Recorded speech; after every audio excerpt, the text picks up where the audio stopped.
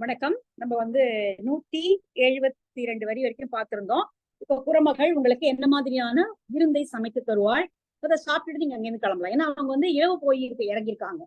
அந்த இரவுல நீங்க உங்களுடைய உறவினர்கள் வீட்டு உங்க வீட்டுக்குள்ளேயே நுழைஞ்சா போலவே உரிமையோட நீங்க யார் வீட்டுக்குள்ள வேணாலும் போகலாம், எதை வேணாலும் எடுத்து சாப்பிடலாம். அவங்க ரொம்ப மகிழ்ச்சியோட உங்களை வரவேற்பார்கள். அதனால நீங்க பயப்பட வேண்டியதே இல்லை அப்படின்னு சொல்லி இருந்தாரு. அப்புறம் இங்க மறுநாள் காலை உங்களுக்கு அவங்க மூங்கில் குழாய்களில் விளைக்கப்பட்ட கள்ளையும் வழங்குவார்கள். அதெல்லாம் நல்லா குடிச்சிட்டு நீங்க காலையில எழுந்து கிளம்பலாம் அப்படிங்கும்போது, அப்ப காலையில அந்த கள் குடித்த மயக்கம் தீர்வதற்கு உங்களுக்கு புளி விட்டு சமைத்த ஒரு ஊன் உணவை அவர்கள் உங்களுக்கு வழங்குவார்கள். அது சாப்பிட்டுட்டு நீங்க கிளம்புங்க. ஆனா போற வழி இன்னும் எப்படி ஜாக்கிரதையா போகணுங்கிறத நான் சொல்றேன் அப்படின்னு அடுத்த வரிகளை சொல்றாரு. நம்ம முதல்ல குறமகள் சமைத்த உணவை பார்த்துடலாம். அருவி தந்த பழம் சிதை வெண்கால் நம்ம ஏற்கனவே பார்த்தோம். மேல அருவியினால் அடித்து வரப்பட்ட பலாப்பழம், அது சிதைந்து உள்ளே இருக்கக்கூடிய அதனுடைய கொட்டைகள் வெளியே வருகின்றன. அந்த பலா கொட்டைகளை இடித்து மாவாக ஆக்கி வெண்கால்னு நன்றாக மாவு மாதிரி ஆக்கிட்டாங்க. அந்த வெண்கால் அதோடு வருவிசை தவிர்த்த கடமான் கொழும்புரை, வேகமாக வரக்கூடிய மானை தடுத்து நிறுத்தி அதை கொன்று அதை அறிந்து எடுத்த கடமானுடைய பெரிய சதை துண்டங்கள். முழவுமா தொலைச்சிய பைனின பிளவை. முழவுமா அப்படின்னா இங்க முள்ளம்பன்றியை கொன்று எடுத்து அதனுடைய பசிய கொழுப்பு ஒழுகக்கூடிய அதனுடைய நினம், அந்த முள்ளம்பன்றியுடைய இறைச்சி. பிணவு நாய் முடுக்கிய தடியோடு விரை. பிணவு அப்படின்னா பெண்ணாய், பிணவு நாய்னா பெண்ணாய். பெண்ணாயை வேகமா வேட்டையாட விட்டு ஓடி வேட்டையாட விட்டு அந்த நாய் போய் இந்த உடும்ப கடிச்சு நிறுத்திடும், அதோடைய போக்க நிறுத்திடும். அப்ப உடம்பு ஆக்சுவலி ரொம்ப வேகமாலாம் போகாது. நீங்க பழங்காலத்துல ஒரு தொன்மமா என்ன சொல்லுவாங்கன்னா, உடும்பு பிடி அப்படின்னு சொல்றது கெட்டியா பிடிச்சிரும். இப்போ திருடர்கள் எல்லாம் என்ன பண்ணுவாங்க, நிறைய அந்த ஃபோக் டேல்ஸ்ல பாத்தீங்கன்னா உடும்ப திருடர்கள் கையில எடுத்துட்டு போவாங்க. உடும்ப அப்படி பிடிச்சு மேல தூக்கி போடுவாங்க. செவத்து மேல தூக்கி போட்டாங்கன்னா அது கெட்டியா மரம்னு இல்ல, செவரு கூட அது கெட்டியா பிடிச்சிரும். அப்ப அதனுடைய வால்ல கயிறு கட்டி மேலே ஏறி போய் குதிப்பாங்க அந்த செவத்துல. அப்படிங்கிற மாதிரியான நாட்டார் கதைகள்லாம் இருக்கு. உடும்பு பிடி, அதுதான் உடும்பு பிடின்னு சொல்றது. அப்ப இங்க அது அவ்வளவு வேகமா போகிறது இல்லை. அதனால இங்க நாயை விட்டு அதை கடிச்சு அதை நிறுத்தி அதை எடுத்து கொண்டு தடியோடு விரை. உடும்புன்னா தடினா உடும்பினுடைய கறி, அதையும் சேர்த்து அதோட சேர்த்து கலந்து போட்டு வெண்புடை கொண்ட துய்த்தலை பழனின் இன் புளி கலந்து மாமோராக. வெண்புடை கொண்ட, இது ரொம்ப ரொம்ப எவ்வளவு உன்னிப்பா கவனிச்சிருக்காருங்கிறது தெரியும். புளியம்பழத்தை நீங்கள் புளியம்பழத்தை அந்த ஓட்டை வெட்டி அதை எடுத்துட்டு அந்த ஓடை உடைச்சிட்டு பார்த்தோம்னா அதுக்கு நடுவுல 2 பக்கமும் ஒரு நார் மாதிரி வரும். வெண்மையான நிறத்துல அது இருக்கும். புளியம்பழமா காட்டுறீங்க, மூங்கில் நெல் புளியம்பழம். அதுல பாருங்க அந்த வெள்ளையா இருக்கு அந்த இது, அதை உரிச்சு எடுப்பாங்க இல்லையா, அதை எடுத்துதான் கிளீன் பண்ணி அந்த புளி எடுத்து பண்றது. எவ்வளவு உன்னிப்பா கவனிச்சிருக்காங்க அதை அப்படிங்கிறது ரொம்ப ஆச்சரியமா இருக்கு.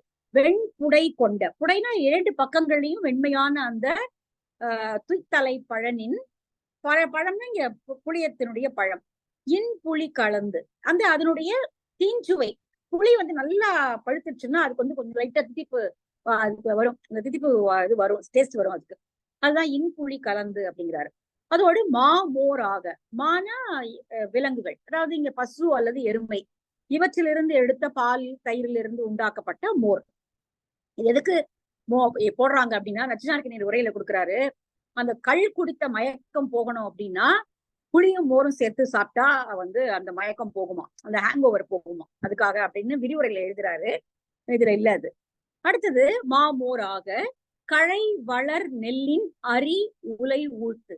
எந்த அரிசியை போடுறாங்க அப்படின்னா களை, மூங்கில் அரிசிகள் ஏற்கனவே நிறைய இடத்துல பார்த்தோம் மூங்கில் அரிசிகள் எப்படி முற்றி வளர்ந்திருக்கும் அப்படின்னு. அந்த நெல்லினுடைய அரிசியை எடுத்து உலை ஊழ்த்து, அந்த கொதிக்கிற உலையில போட்டு வழை அமை சாரல் கமழ துழையி. வழைனா சுரபுன்னை மரங்கள் நிறைந்திருக்கக்கூடிய மலைச்சாரல் அது. அதாவது அந்த குறவர்கள் வாழக்கூடிய குடியில சுரபுன்னை நிறைய வளைந்திருக்கிறது.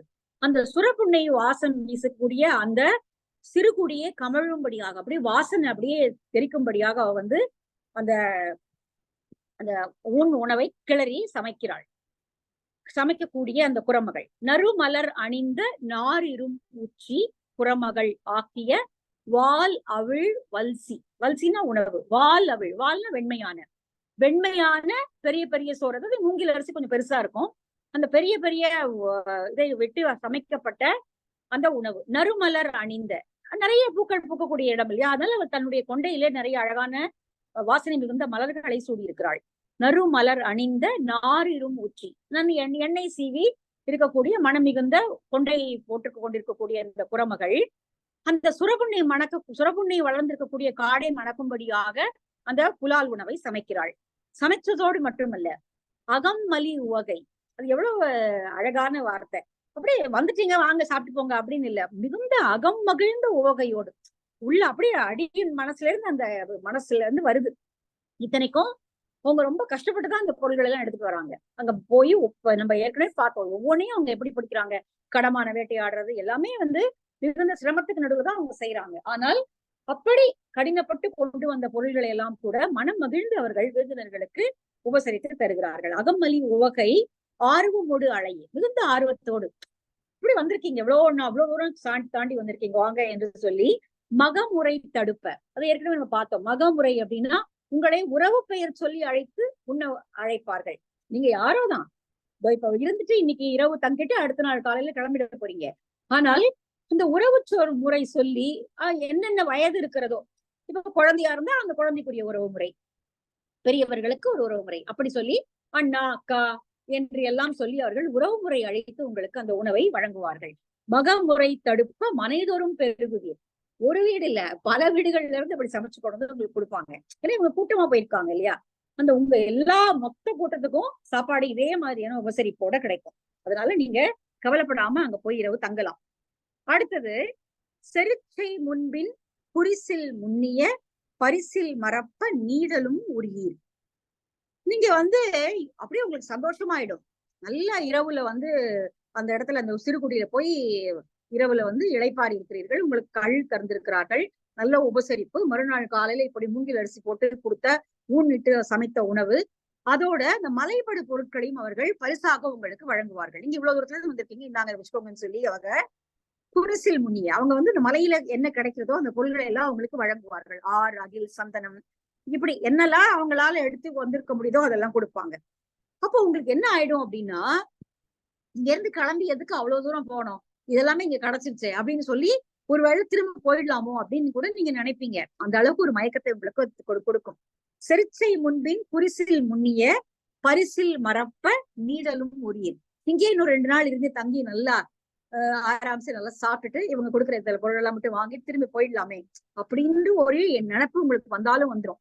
ஏன்னா அந்த அளவுக்கு உபசரிப்பு, அன்பு. அது அப்படி தங்கிடாதீங்க, அந்த மாதிரி ஒரு எண்ணம் வரும். ஆனால் அந்த எண்ணத்தை பிடித்துக் கொள்ளாதீர்கள், தொடர்ந்து கிளம்புங்க. உடனே சாப்பிட்டீங்களா கிளம்புங்க அங்கிருந்து. அணையாது அன்று அவன் மலை மிசை நாடே, அவனுடைய மலை நாடு அப்படிப்பட்டது. நீங்க எங்க போய் முதல்ல தங்குறீங்களோ அங்கேயே தங்கிடலாம், அல்லது அங்கேயே போதும், பார்த்தாச்சு அவனுடைய நாட்டை பார்த்தாச்சுன்னு சொல்லி கிளம்பும்படியான ஒரு திருப்தி வந்துவிடும். அப்படி ஆயிடாதீங்க, கிளம்பி வாங்க. அப்படி திரும்பி நீங்க உங்களோட பயணத்தை தொடர்வீர்கள் என்றால் வழியில இன்னும் நிறைய விஷயங்களை பார்ப்பீங்க. அங்க பூக்கள் மலர்ந்திருக்கும், நிறைய குறுங்காடுகள் உண்டு. அதாவது அதெல்லாம் அந்த காடுகள், அந்த குறுங்காடுகள் எல்லாம் தெய்வத்துக்கான காடுகள், காப்பு காடுன்னு சொல்லுவாங்க இல்லையா, சேக்ரெட் க்ரோவ்ஸ் அப்படின்னு சொல்ற காடுகள். அந்த அந்த மலை பகுதியிலேயே நிறைய சேக்ரெட் க்ரோவ்ஸ் உண்டு. அது தெய்வம் உரைகின்ற இடம் அப்படின்னு சொல்லுவது. அங்க இருக்கிற பொருள் எதையும் யாரும் படிக்க மாட்டாங்க. பூக்கள் எவ்வளவு பூக்கள் இருந்தாலும் பழங்கள் இருந்தாலும் அதை யாரும் தொடவே மாட்டாங்க, ஏன்னா அது தெய்வத்துக்குரியது அப்படிங்கிற ஒரு நம்பிக்கை. அதனால நீங்க போற வழியில குவளை மலர்கள் வரிசையாக மலர்ந்திருக்கும்.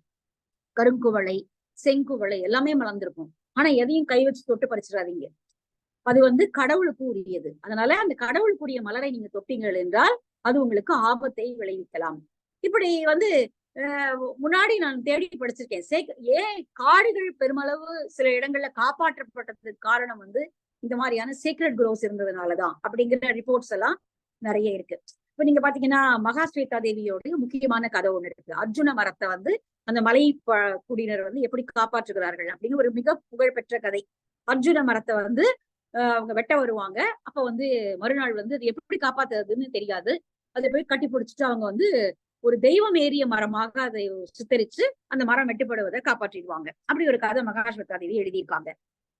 இந்த சிப்கோ மூமெண்ட் இதெல்லாமே இந்த மரத்தை கட்டி பிடிச்சிட்டு அதை அவங்க காப்பாத்தினது கதைகள் மூமெண்ட் எல்லாம் இருக்கு. பெங்கால்ல நிறைய இந்த மாதிரியான சீக்ரெட் க்ரோவ்ஸ் இருக்கிற பதிவுகள்லாம் இருக்கு.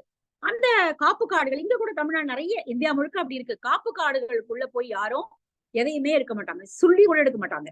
அது ஒரு நம்பிக்கை. இந்த சுள்ளி கூட எடுக்க மாட்டாங்க. அதுல விழுந்த இது கூட அது நிறைய இந்த நாட்டார் கதைகள்லாம் அது பதிவாயிருக்கு. சுள்ளிகள் எல்லாம் கூட எடுக்கக்கூடாது அப்படிங்கிற மாதிரி. இங்க வந்து நிறை இதழ் குவளை கடிவி நன்றாக மலர்ந்த மலர்கள் அங்க நிறைய மலர்ந்திருக்கும். கருங்குவளை செங்குவளை எல்லாமே. அது வந்து அதை பறிக்காதீர்கள், தெய்வத்துக்குரியது. இங்க நச்சினார்க்கினியர் என்ன உரை கொடுக்கிறாரு அப்படின்னா, கருங்குவளை சூரியனுக்கு உரியதான், சூரியனாகிய தெய்வத்துக்குரியது. செங்குவளை பார்வதிக்குரியது. இப்படி ஒவ்வொரு தெய்வத்துக்கும் ஒரு மலர் உரிமையானது அப்படின்னு சொல்றது வழக்குல இந்த கருங்குவளை மலர்கள் சூரிய ஆகிய தெய்வத்துக்கும் உமையாகிய பார்வதி ஆகிய தெய்வத்துக்கும் உரியவை. அதனால அதை தொடாதீங்க. நிறை இதழ் குவளை கடிவி தொடினும் வரை அற மகளிர் இருக்கை காணினும். ஒருவேளை நீங்க அப்படி போகும் பொழுது அந்த காட்டுக்குள்ள வேற ஏதாவது யாராவது இருப்பது போல உங்களுக்கு தோணலாம். அவையெல்லாம் அணங்குகள், தெய்வங்கள், பெண் தெய்வங்கள், வருத்துகின்ற பெண் தெய்வங்கள் அந்த காட்டில் இருக்கக்கூடிய காப்பு காடுகள்ல இருப்பாங்க. அதை நீங்க ஒருவேளை பார்க்கலாம். ஆனால் பார்த்தால் கண்டுக்காத மாதிரி அப்படியே போயிடுங்க. அதை பார்த்தால் இன்னும் உற்றெல்லாம் பார்க்காதீங்க, இந்த மலர்களை தொடாதீங்க. இப்படி ஒருவேளை உங்கள் பார்வைக்கு இப்படி ஏதாவது தென்பட்டது என்றால் நீங்கள் அதை கண்டுகொள்ளாமல் அப்படி நேரடியாக உங்களுடைய பயணத்தை தொடர்ந்து விடுங்கள். ஏன்னா அது உங்களுடைய உயிருக்கு ஆபத்து விளைவிக்கக்கூடியது. உயிர் செல வெம்பி பணித்தலும் உயிர் அப்படி நீங்க பார்த்து நின்னுட்டீங்கன்னா அவர்கள் உங்களை வருத்துவார்கள் அல்லது வேற ஏதாவது உங்களுக்கு செய்து விடுவார்கள். அதனால நீங்க வந்து உங்களுடைய உயிரே போகக்கூடிய ஆபத்தும் உங்களுக்கு இருக்கலாம். அதனால நீங்க வந்து அதெல்லாம் பார்க்காதீங்க. நேரா உங்களுடைய அடுத்த வழி எதுவோ அதை நோக்கி போங்க. பல நாள் நில்லாது நிலநாடு படர்மின். எங்கேயுமே நிக்காதீங்க. கொஞ்சம் தூரம் கடந்து வந்துட்டீங்கன்னா, சில நாட்கள் நடந்து வந்தீங்கன்னா சமவெளி பகுதி வந்துடும். அந்த பகுதிக்கு வந்துருங்க எப்படியாவது. அதனால இந்த காப்பு காடுகளிலுடைய மலர்களை தொடாதீர்கள். அறமகளிரை பார்த்தால் அவர்களை கண்டுகொள்ளாதீர்கள். அதனால அப்படி நேரா நீங்க வந்து சமவெளி பகுதிக்கு வந்திருக்க அப்படிங்கிறார். அடுத்தது நீங்க அப்படி நடந்து வரும் பொழுது திணைப்புணங்கள் இருக்கும். அப்புறம் வந்து பரல் கற்கள் இருக்கக்கூடிய மேடுகள் எல்லாம் இருக்கும். அது வழியாலும் பார்த்து வரணும். இப்படி இதெல்லாம் அந்த காட்டை தாண்டி வந்துட்டோமே, பரவாயில்ல இனிமே கொஞ்சம் ரிலாக்ஸ்டா வரலாம் அப்படின்னு நீங்க நினைக்க முடியாது. ஏனால் வேறு விதமான ஆபத்துகள் அங்க உண்டு. என்ன ஆபத்து அப்படின்னா, விளை புனம் நிழத்தலின் கேழல் அஞ்சி புழைதொரும் மாட்டிய இருங்கல் அரும்பொறி உடைய ஆறே. அந்த ஆறு, அந்த வழியில பன்றிகள் நிறைய இருக்கும். அங்க காட்டு பன்றி நிறைய இருக்கக்கூடிய இடம் அது. திணை புனத்தை இவர்கள் விளைவித்திருப்பார்கள்.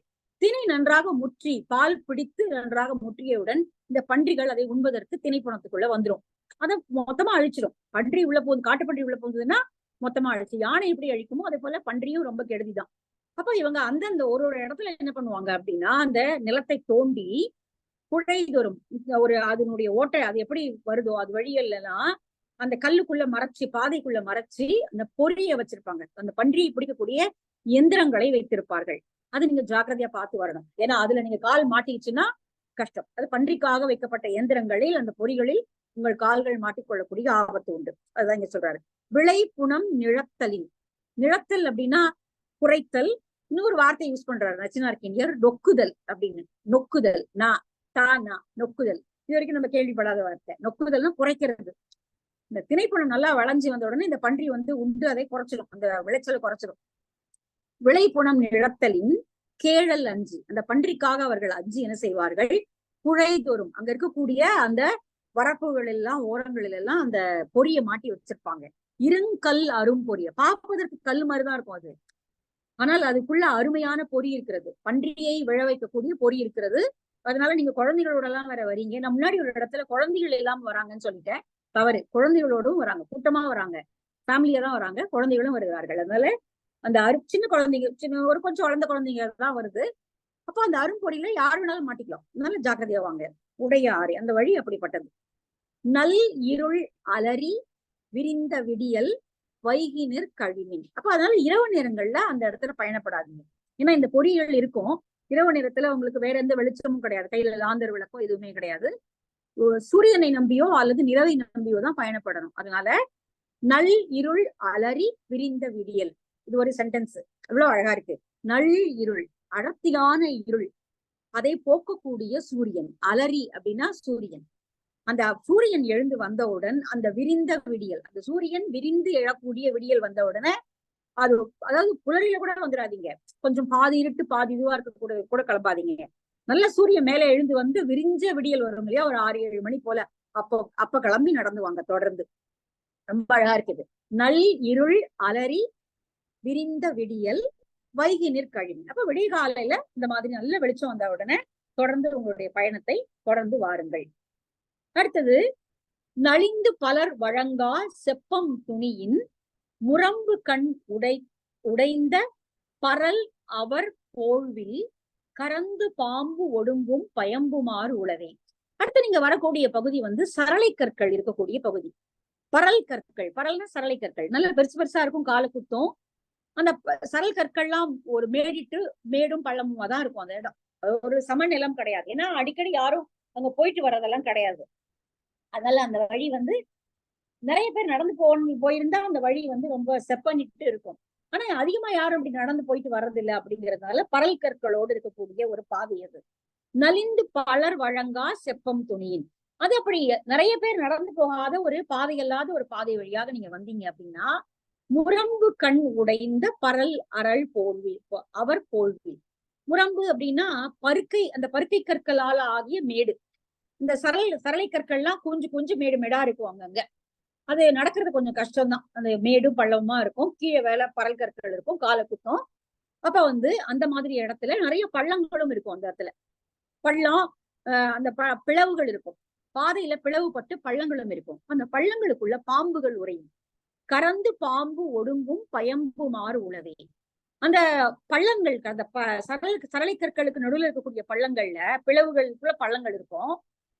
அந்த பழங்களுக்குள்ள பாம்புகள் இருக்கும். அதனால அந்த பாம்பு இருக்கிறதுனால பாத்துவாங்க. இந்த இடத்துல பாம்பு திரும்ப மிதிச்சிடாதீங்க, பாம்பு பாத்துவாங்க. அதோட விலங்குகளும் உலவக்கூடிய இடம் அது. அதனால என்ன பண்ணணும் நீங்க அப்படின்னா, குறிக்கொண்டு மரம் கொட்டி நோக்கி, பக்கத்துல மரம் இருக்கும் இல்லையா, அது மேல ஏறி பாருங்க, யாராவது ஏறி பாருங்க. அங்க ஏதாவது விலங்குகளுடைய நடமாட்டம் இருக்கிறதான்னு உங்களுக்கு தெரியும். நீங்க சமதளத்துல நடக்கும்பொழுது விலங்குகள் எங்கேயாவது தொலைவில் இருந்தா உங்களுக்கு தெரியாது. பக்கத்துல இருக்கிற மரத்து மேல ஏறி பாருங்க. விலங்குகளுடைய நடமாட்டம் தெரிஞ்சா கொஞ்சம் ஒதுங்கி நில்லுங்க. அப்புறம் அது போன உடனே கிளம்பி வாங்க. சரி தொடி விரலியர் கை தொழுது பழிச்ச. இங்க நச்சினார்க்கிரியர் என்ன உரை எழுதுறாரு அப்படின்னா, அந்த பாம்புகள் அப்படி இருந்தா தொடி வளையல்களை அணிந்த விரலியர்கள் அதை வணங்கி விடை பெற, அதாவது இந்த பாம்புகளை வணங்கி எங்களை ஒண்ணும் ஊறு செய்யாதே என்று சொல்லி வணங்க, நீங்கள் இந்த விலங்குகள் எல்லாம் இருக்கா இல்லையா மரத்து மேல ஏறி பார்த்துட்டு போங்க அப்படிங்கிற மாதிரி உரை எழுதுறாரு. அதாவது பாம்புகளை வணங்குகிற வழக்கம் இருந்திருக்கிறது அப்படின்னு. நம்ம இது வரைக்கும் எங்கேயுமே சங்க இலக்கியத்துல அப்படி படிச்சதே கிடையாது. நம்ம வந்து வேலனை வெறியாட்டுவார்கள், பிற தெய்வங்கள், சில தெய்வங்கள் குறிப்பிடப்பட்டிருக்கின்றன, அணங்கு மகளிர் இருக்கிறது.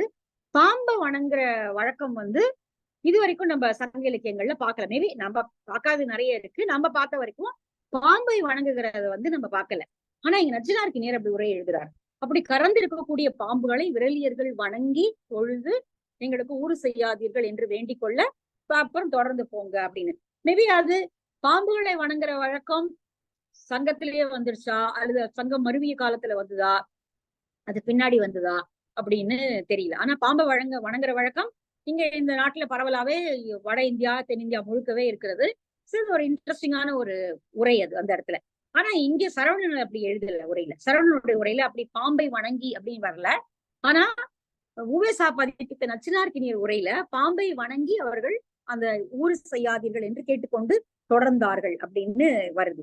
சரி தொடி விரலியர் கை தொழுது பழிச்ச வரிது நெறி ஒரியி வலம் செய்யா கழிவின். அதுல நீங்க வலப்பக்கமாக அப்படி தாண்டி அந்த வழியில இன்னும் நேரா போங்க. தொடர்ந்து உங்களுடைய பயணத்தை தொடருங்கள்.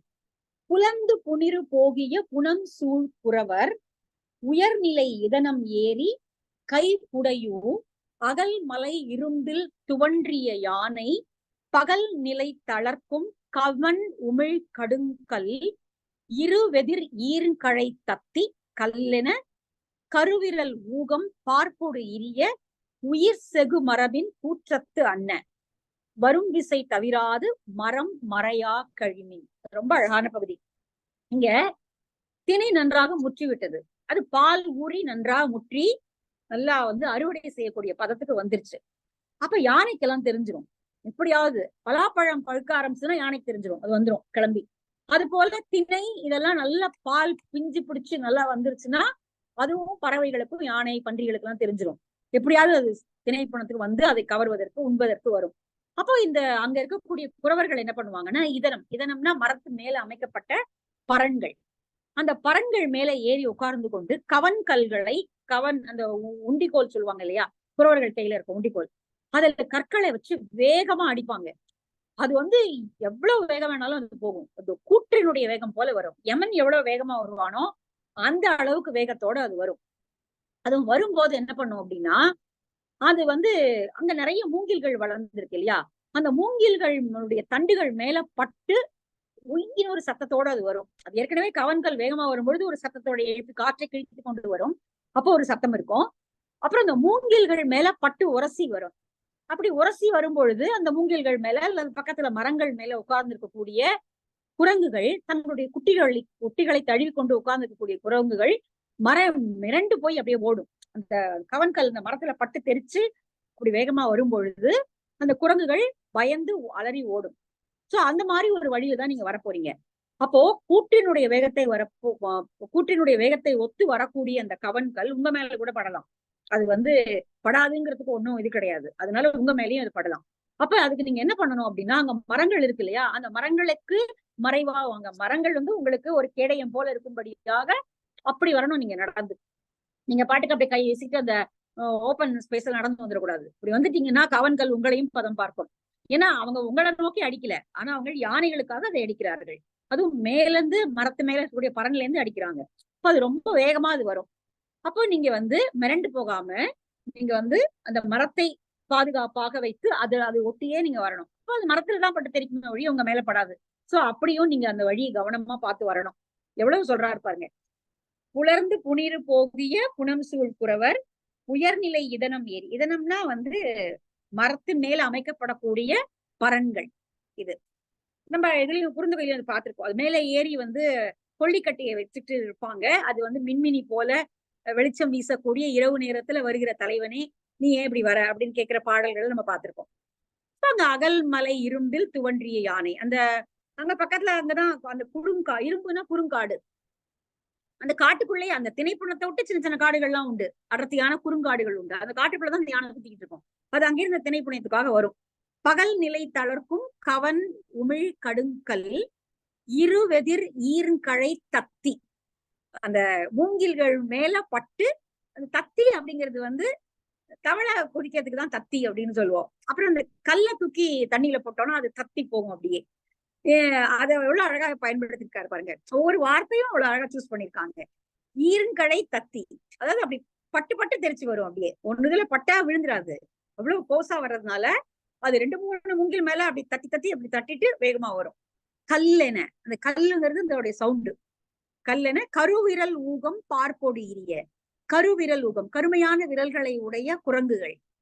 அந்த கருங்குரங்குகள் பார்ப்புன்னா குட்டி. இளமை பெயர், ஒவ்வொரு விலங்குக்கும் இளமை பெயர் இருக்கு. தமிழ்ல எல்லாத்துக்குமே ஆல்மோஸ்ட் அன்னைக்கு புழங்கி வந்த நிறைய விலங்குகளுக்கு இளமை பெயர்கள் இருக்கிறது. இப்ப புலிக்குருளை, சிங்கக்குருளை நம்ம அப்படிலாம் சொல்றதே இல்ல. நம்ம வந்து சிங்கக்குட்டின்னு தான் சொல்றோம். யானை கன்று, அந்த யானை குட்டின்னு சொல்றோம். எல்லாத்துக்கும் அந்த குட்டியை மட்டும் வச்சுக்கிட்டோம். ஆனா எல்லாத்துக்கும் தொல்காப்பியத்திலுமே ஒரு பெரிய லிஸ்ட் இருக்கு. என்னென்ன விலங்குகளுக்கு சின்ன அதனுடைய குட்டியினுடைய பெயர் என்னவா இருக்கும், அதனுடைய இளமை பருவத்தினுடைய பெயர் என்ன. நீங்க குரங்கினுடைய இளம் குழவிக்கு வந்து பார்ப்பு அப்படின்னு பெயர். பார்ப்போடு இரி. அது குரங்கு அப்படியே இழுக்கி தன்னுடைய குட்டியை பிடிச்சிட்டு வேகமா குதிச்சு ஓடுது.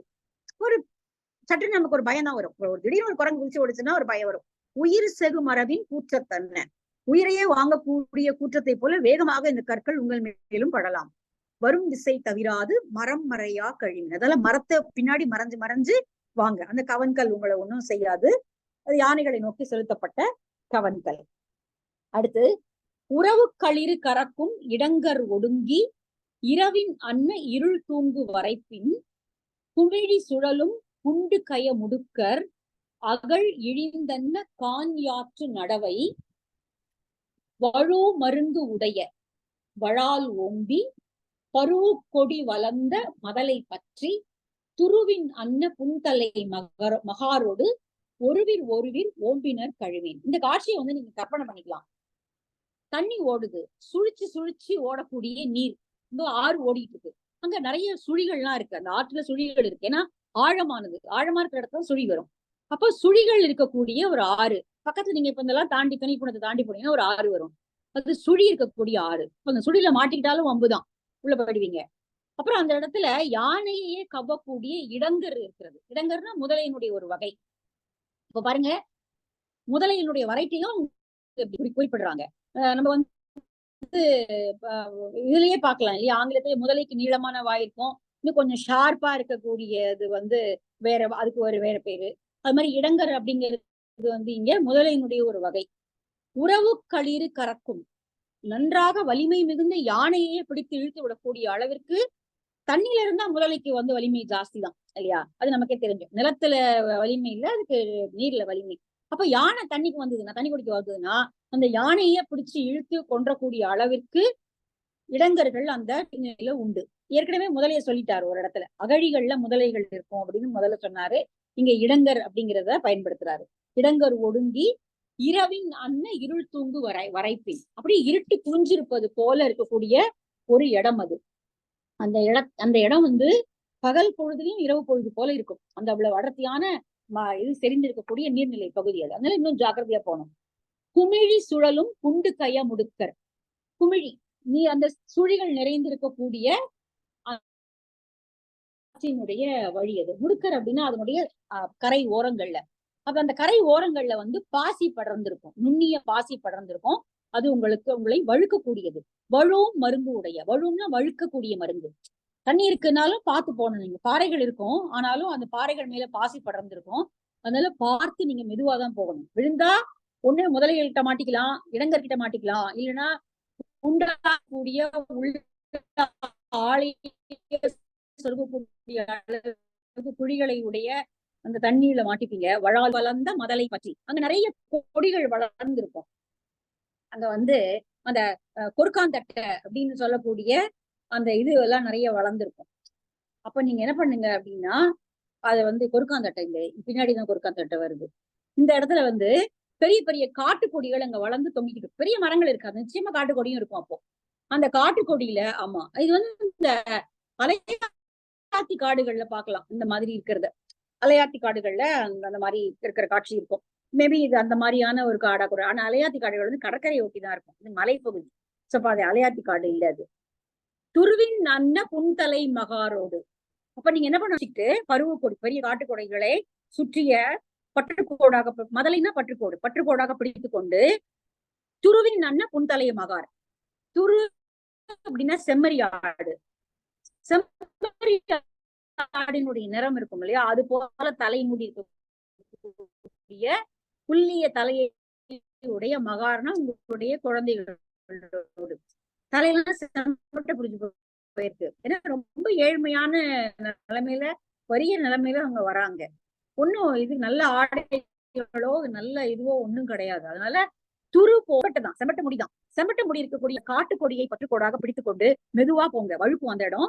ஒருவர் ஒருவீர் ஓம்பினர் கழிவின், எவ்வளவு அழகா சொல்றாரு பாருங்க. ஒருவர் மொத்தமா போயிடாதீங்க, ஒருத்தரா போங்க. ஒருத்தரா கொடியை பிடிச்சிட்டு இப்படி தாண்டி போங்க. அந்த வழுக்கக்கூடிய இடத்துல ஒருவீர் ஓம்பினர் கழிவி, அந்த பாதையை நீங்க ஒருத்தரா தான் தாண்ட முடியும். பிடிச்சிட்டு மெதுவா போங்க. அடுத்தது அப்புறம் இன்னும் பாசி படர்ந்த இடங்கள் வரும், அப்போ நீங்க மெதுவாதான் தாண்டிதான் போகணும் அப்படின்னு சொல்றாரு. இது பார்க்கலாமா? டைம் இருக்கா? இந்த ஒரு குளத்தை தாண்டிடுவோம். நித்யா பாக்கலாங்க, 8 நிமிஷம் இருக்கு. 8ஆ? 8 நிமிஷம் இருக்கு. ஓகே, இப்ப இந்த குளத்தை தாண்டிடுவோம் அப்படின்னா. அழுந்து பட்டு அலமரும் புழகு அமர் சாரல், அமல் புழகு அமல் சாரல் விழுந்தோர் மாய்க்கும் குண்டு கயத்து அருகா வழும்பு கண் புதைத்த நுண்ணீர் பாசி அடிநிலை தளர்க்கும் அருப்பமும் உடைய முழு நெறி பிணங்கிய நுண்கோல் வேரலோடு எருவை மென்கோல் கொண்ட நீர் கழிமின். அப்ப அந்த அப்படி ஒருத்தரா நீங்க தாண்டி வந்தீங்க அப்படின்னா அங்க இருக்கக்கூடிய பாறைகள் வழுக்கும். அழுந்து பட்டு அலமரும் புழகு அமல் சாரல். அழுந்து பட்டு அப்படின்னா அங்க கிழங்குகள்லாம், அந்த அதை ஒட்டி கிழங்குகள் வளர்ந்திருக்கலாம், அது மிதிச்சு மாவாகி இருந்ததுன்னா அது வழுக்கக்கூடிய தன்மை உடையதாக இருக்கும். அதெல்லாம் வந்து உங்களை வருத்தும். அப்ப வந்து புழகம் செடிகள் அங்க வளர்ந்திருக்கும். புழகு அப்படின்னா மலை இருக்கு அப்படின்னு போடுறாரு. எருக்கு நமக்கு தெரியும், இங்க இருக்கக்கூடியது குவி முகிழ் எருக்கம் பூவும் சூடுவ அப்படின்னு அந்த மடல் ஏறுதல்ல நம்ம பார்த்தோம். மடல் ஏறக்கூடிய தலைவன் குவிமுகிழ் முறுக்கம் கண்ணியை சூடிக்கொள்வான் அப்படின்னு. இங்க ஆனா இந்த இடத்துல சொல்லக்கூடிய இது வந்து புழகு அமல். புழகு அப்படின்னா மலை எருக்கம், வேற மாதிரி இருந்திருக்கும் அந்த எருக்குன்னு நினைக்கிறேன்.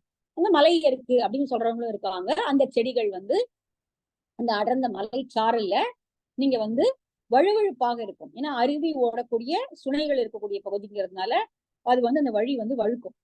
பாறைகள் தான் இருக்கே அப்படின்னு நினைச்சு நீங்க போயிட முடியாது. நுண்ணீர் பாசி எங்க படர்ந்திருக்கும். வழும்பு கண் புதைத்த நுண்ணீர் பாசி. அடிநிலை தளர்ப்பும் அருப்பமும் உடையவர். கொஞ்சம் தெரியாம நீங்க காலை வச்சுட்டீங்கன்னா வழுக்கி அந்த ஆலய மூழ்கடிக்கக்கூடிய கயத்துல விழுந்துருவீங்க. அதனால முழு நெறி பிணங்கிய அங்க வந்து இந்த ஓரத்துல என்ன ஆகும்னா கொறுக்காந்தட்டை வளர்ந்துருக்கும். கொறுக்கச்சி அப்படின்னு சொல்லுவாங்க. நாணல் புதர் இருக்கு இல்லையா, அதுக்கு கொறுக்கச்சி அப்படின்னும், அது நாணல் புதர்ல ஒரு வகை. கொறுக்கச்சி அப்படின்னு சொல்ற கொறுக்கான் தட்டை அது வந்து நிறைய வளர்ந்துருக்கும். இதுதானா கொறுக்காந்தட்டையா? இது இவ்வளவு பெருசா இருக்கு, தென்னை மரம் மாதிரி. அந்த நாணல் வகைகள்ல ஒன்றாகிய கொறுக்காந்தட்டைய நீங்க அப்படியே இது பிடிச்சுக்கிட்டு நிறைய மூங்கில் வளர்ந்துருக்கும் இல்லையா, அதை சிறு கோலை உடைச்சு எடுத்துக்கோங்க.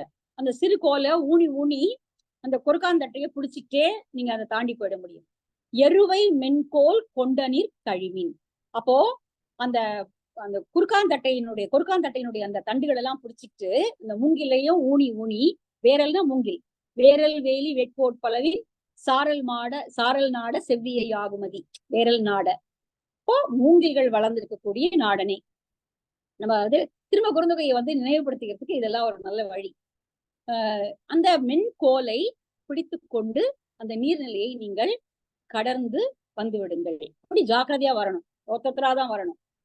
அடுத்து உயர்நிலை மாக்கல் புகர் முகம் புதைய மாரியின் இகு தரு வில் உமிழ் கடும் கனை தாரோடு பொலிந்த வினை நவில் யானை சூழியின் பொலிந்த சுடற்பூ இளைஞ்சி ஓர் யாற்று இயவின் மூத்த புரிசை பராவும் அருமரபின் கடவுள் காணின் தொழா நிற்கழியின் அல்லது வரிது நும் இயல் தொடுத்தல் ஓம்புமின் மயங்கு துளி மாறி தலையும் அவன் மல்லல் வெப்பே. அடுத்து கொஞ்சம் ஆற்று பகுதியை நோக்கி வருவீங்க. அடுத்து ஆறு ஓடும். அந்த ஆறு ஓடும் பொழுது அது பக்கத்துல நிறைய மரங்கள் சரிந்திருக்கிறதுனால பூக்கள் அதுல விழுந்திருக்கும். பூக்கள் விரிந்தா அது யானையினுடைய முகப்படாம் போல அந்த பூக்கள் விழுந்திருக்கு. அது வந்து அந்த ஆறு வந்து யானை மாதிரி இருக்கு, அதுல முகப்படாம் போல அந்த பூக்கள் எல்லாம் சரிந்து அந்த ஆறு ஓடுது. அந்த ஆற்றின் வழியாக வந்தீங்கன்னா பழைய மதில்கள் சூழ்ந்த கடவுளுடைய கோவில்கள் இருக்கிறத நீங்க பாப்பீங்க. எங்கேயாவது ஒண்ணு ரெண்டு அப்படி கோவில் தெம்படும் உங்களுக்கு. பழைய மதில்கள் சூழ்ந்து கோவில்கள் இருக்கும். அங்க போய் நின்று கோவில்களை பார்த்த உடனே உங்களுக்கு உங்க இசைக்கருவிகளை வந்து இசைச்சு அந்த கடவுளை பரவலாம் அப்படின்னு ஒரு ஆசை வரும். ஆனா அப்படிலாம் நீங்க செஞ்சிடக்கூடாது. ஏன்னா அந்த மலை சாரலுடைய இயல்பு எப்படின்னா அதுல எப்ப வேணாம் மழை வரலாம். இப்ப திடீர்னு மழை வந்துடும். நீங்க நடந்து போயிட்டே இருக்கீங்க, மழை இல்லை அப்படின்னு நினைச்சீங்கன்னா கிடையாது, திடீர்னு மழை வந்துடும். அதனால திடீர்னு மழை வந்து மாட்டிப்பீங்க. அதனால அப்படி வந்தீங்கன்னா அதை பார்த்துட்டு அப்படியே தாண்டி வந்துருங்க. அங்க போய் நின்று அந்த கடவுளை வழிபடுறேன்னு சொல்லி உங்களுடைய இசைக்கருவிகளை இசைக்க ஆரம்பித்து அங்கேயே தங்கி மாட்டிக்கொள்ளாதீர்கள் அப்படிங்கிறதா அடுத்து வர பகுதி. நம்ம வந்து அது ஒண்ணுன்னா அப்புறம் அடுத்து வர வகுப்புல பார்க்கலாம். ஏன்னா ஒவ்வொருத்தரும் தனியா விளக்கணும், டைம் ஆயிடும். அதனால வந்து கோவில்கள் இருந்தா பார்த்துட்டு சும்மா கணத்தை போட்டுக்கோங்க. அங்க நின்று வாத்திய கருவிகள் எல்லாம் வாசிச்சுட்டு நிக்காதீங்க, மழையில மாட்டிப்பீங்க அப்படிங்கிறாரு. அடுத்து வரக்கூடியது அதே மாதிரி தொடர்ந்து வரக்கூடியது நம்ம வந்து அடுத்த வகுப்புல பார்க்கலாம். பாய்.